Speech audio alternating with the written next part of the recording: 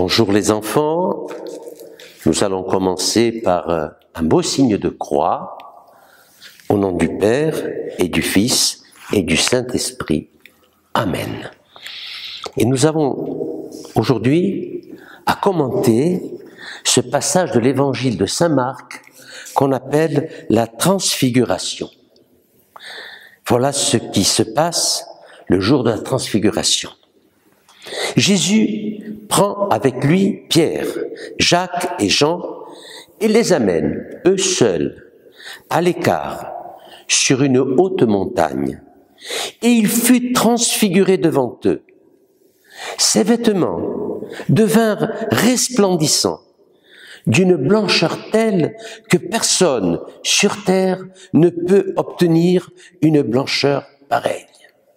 Élie leur apparut avec Moïse, et il s'entretenait avec Jésus.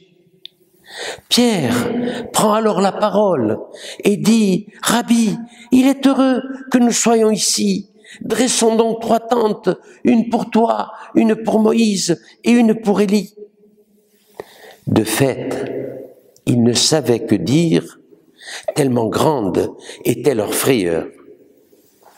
Survint une nuée qui les couvrit de son ombre, et soudain, de la nuée, une voix se fit entendre, « Celui-ci est mon fils bien-aimé, écoutez-le. » Soudain, regardant tout autour, ils ne virent plus que Jésus seul avec eux.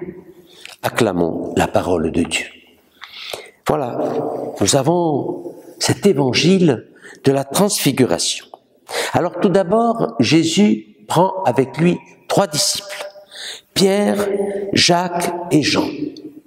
Ces 3 disciples, ce sont ceux qu'il prendra avec lui le soir de sa passion sur le mont des Oliviers, et alors qu'ils l'ont vu transfiguré sur le mont Tabor, eh bien, le soir de la passion, ils vont le voir défiguré. Et c'est pour cela que Jésus leur a donné, le soir de la transfiguration, cet avant-goût du ciel. Ses vêtements sont d'une blancheur éclatante. Vous savez, il y a beaucoup de saints qui ont entrevu ce qui se passe au ciel. La beauté du ciel, le bleu, le blanc, la lumière qu'on ne peut pas décrire. Le seul mot qu'ils trouvent pour la décrire, c'est l'amour de Dieu qui se manifeste à nous. Et alors Pierre a une réaction qui est extraordinaire.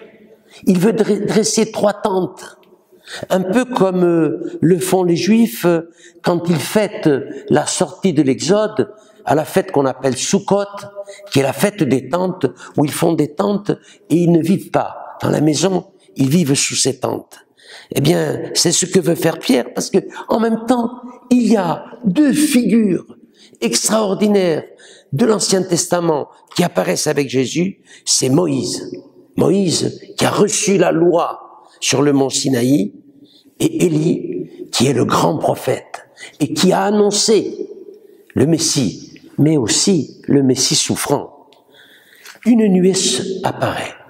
Il y a toujours, lorsque Dieu se manifeste, ou souvent lorsque Dieu se manifeste, une nuée qui apparaît sur le mont Sinaï. Dieu a parlé à Moïse dans le tonnerre, les éclairs, la nuée. Et d'ailleurs, quand cette nuée apparaît, les disciples sont effrayés. Comme les Juifs avaient dit à Moïse, surtout, ne nous demande pas de nous approcher de la montagne, monte tout seul, car nous avons peur de voir Dieu. Eh bien, de cette nuée, il y a la voix de Dieu qui se fait entendre.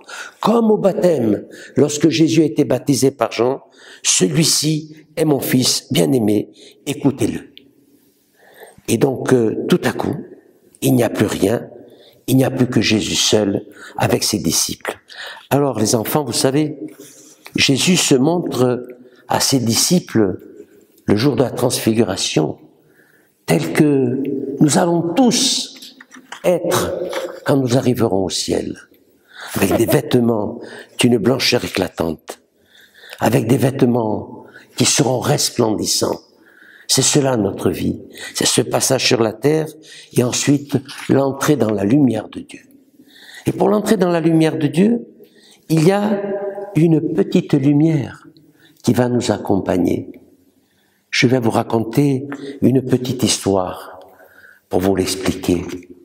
Il y avait un grand roi qui avait 2 enfants et il ne savait pas auquel des 2 il allait laisser son royaume. Alors, il leur a donné un peu d'argent.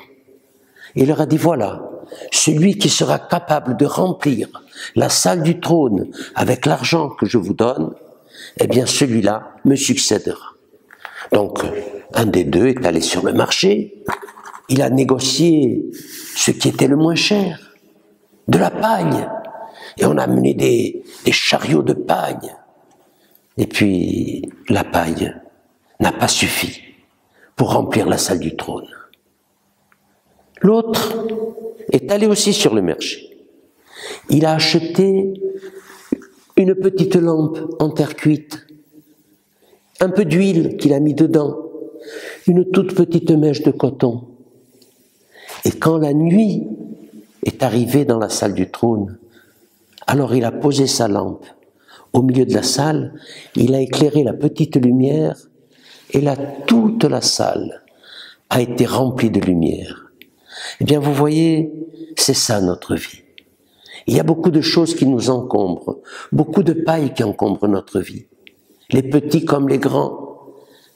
Et puis il y a la petite lumière qu'on a mis dans nos cœurs le jour de notre baptême et qui, elle, quand il y a la nuit, illumine tout, nous transfigure et nous guide vers le cœur de Dieu. Je vous souhaite une bonne journée.